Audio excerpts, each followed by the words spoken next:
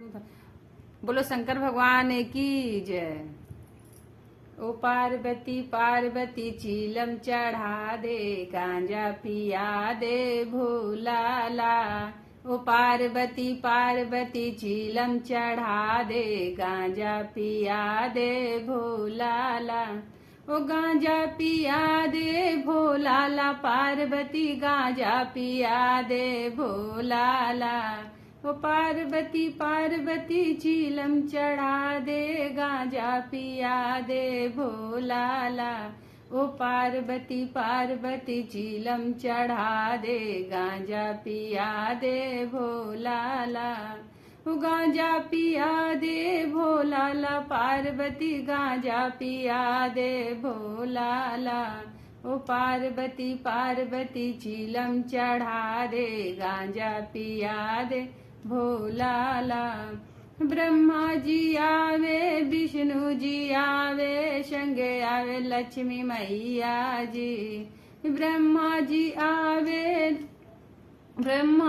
आवे विष्णु जी आवे, आवे संगे लक्ष्मी मैया जी। ओ पार्वती पार्वती चीलम चढ़ा दे, गांजा पिया दे भोलाला।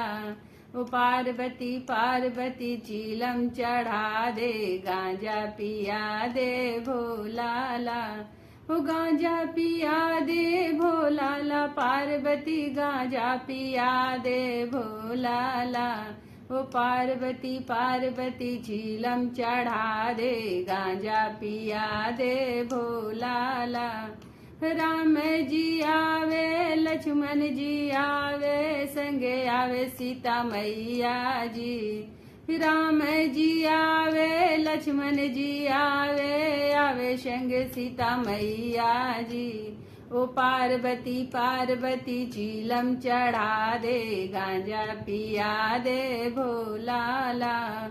ओ पार्वती पार्वती चीलम चढ़ा दे, गांजा पिया दे भोलाला। ओ गांजा पिया दे भोलाला, पार्वती गांजा पिया दे भोलाला। ओ पार्वती पार्वती चीलम चढ़ा दे, गांजा पिया दे भोलाला। कृष्ण जी आवे बलदाऊ भी आवे, संगे आवे राधा मैया जी। कृष्ण जी आवे बलदाऊ भी आवे, संगे आवे राधा मैया जी। ओ पार्वती पार्वती चीलम चढ़ा दे, गांजा पिया दे भोलाला। ओ पार्वती पार्वती चीलम चढ़ा दे, गांजा पिया दे भोलाला। ओ गांजा पिया दे भोलाला, पार्वती गांजा पिया दे भोलाला। ओ पार्वती पार्वती चीलम चढ़ा दे, गांजा पिया दे भोलाला। गणेश जी आवे संगे मूसक को लावे, संगे आवे रिद्धि सिद्धि मैया जी। गणेश जी आवे संगे लक्ष्य के लावे, संगे आवे रिद्धि सिद्धि मैया जी। ओ पार्वती पार्वती चीलम चढ़ा दे, गांजा पिया दे भोलाला।